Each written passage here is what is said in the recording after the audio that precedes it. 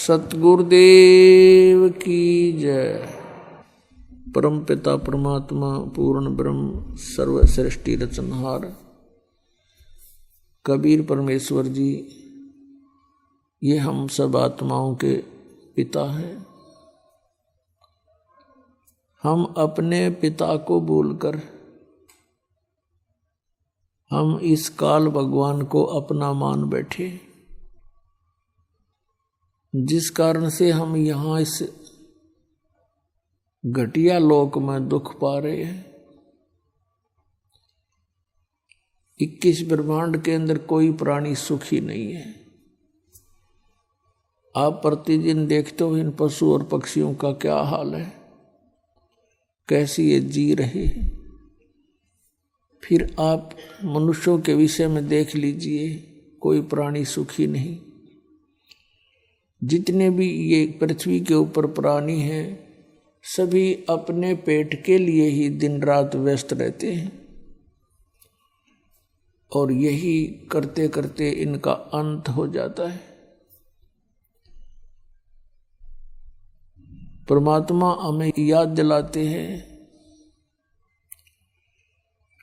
कि आप जी को ये मनुष्य जीवन जो मिला है, इसमें यदि आप परमात्मा को याद नहीं करते हो, सतभक्ति नहीं करते हो और यहाँ से छूटने के लिए कोशिश नहीं करते हो, तो आपका मनुष्य जीवन व्यर्थ है। जो कर्म पशु पक्षी करते हैं, अन्य प्राणी करते हैं, तो वही क्रियाएं वो मनुष्य शरीरधारी प्राणी करता है जो परमात्मा को याद नहीं करता। परमात्मा की भक्ति ना करके यदि हम अन्य देवताओं की भक्ति साधना भी करते हैं तो भी यूजलेस, व्यर्थ है, उसका कोई लाभ नहीं। इन सभी पहलुओं के ऊपर विचार ज्ञान सत्संग के अंदर बताया जाता है। और पुण्यात्माओं, परमात्मा ने यहाँ तक कहा है कि सत्संग की आधी घड़ी और तप के वर्ष 1000 तो भी बराबर है नहीं, कहें कबीर विचार। तो पुण्यात्माओं, प्रथम तो मनुष्य जीवन का ये सुअवसर प्राप्त होना, ये बहुत ही पुण्यकर्मी प्राणी को मनुष्य जीवन मिलता है। और मनुष्य जीवन प्राप्त करके कोई सत्संग मिल जाना, संत का मिलना, उसकी किस्मत का तो कोई अंदाजा लगाया नहीं जा सकता, कोई एस्टिमेट नहीं लगा सकते वो कितना पुण्यकर्मी प्राणी है। आप उन पुण्यात्माओं में से हो जिनके जन्म जन्म के पुण्य कर्मों का कोई अंत नहीं। कितने शुभ कर्मी प्राणी हो आप, जिनको ये बरवाला आश्रम का सत्संग मिल गया। इस दास से आपको ये वचन सुनने को मिले जो परमात्मा ने दिए हुए हैं, स्वयं परमेश्वर ने बोले हैं। उन्हीं विचारों को दास आपको एज ए टेप रिकॉर्ड करके आगे सुना रहा है। दास का केवल इतना ही काम है। ये ज्ञान अभी तक हमें मिला ही नहीं था और ये आपको मिल गया। आप जी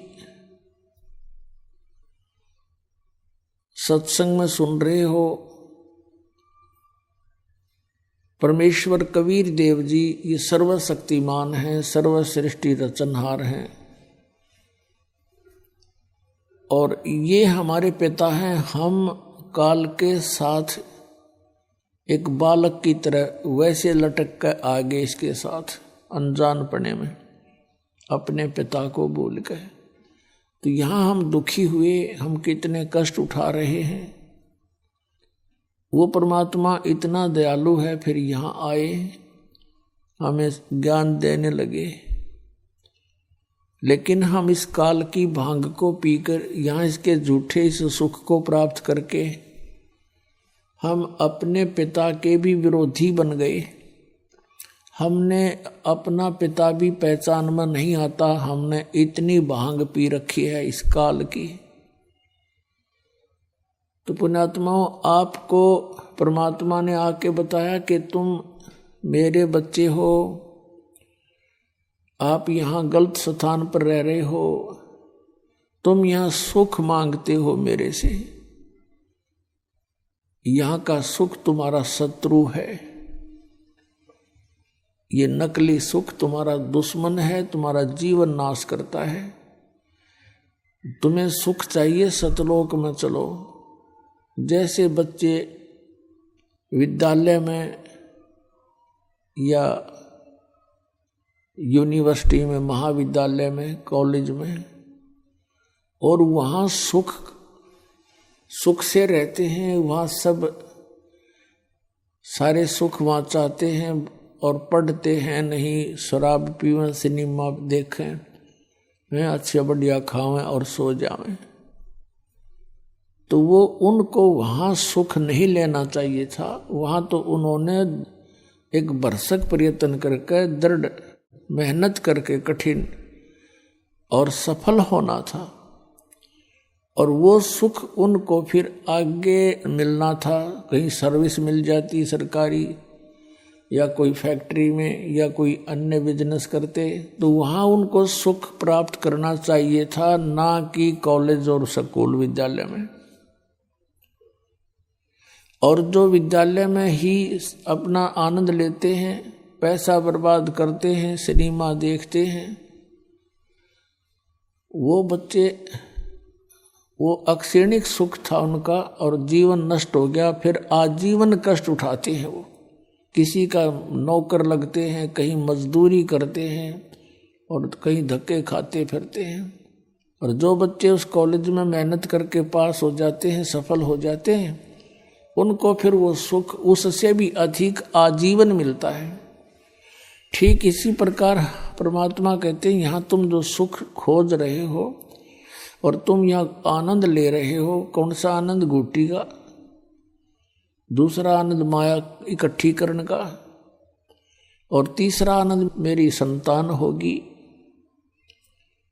परमात्मा कहते हैं, काया तेरी है नहीं, ये माया कहाँ से हो? चरण कमल में ध्यान रखो, इन दोनों को खो। ये झूठा सुख है, तुम्हें मूर्ख बना रखा अकाल भगवान ने। तो उस परमेश्वर ने बताया है कि तुम्हें सतनाम से मोक्ष होगा।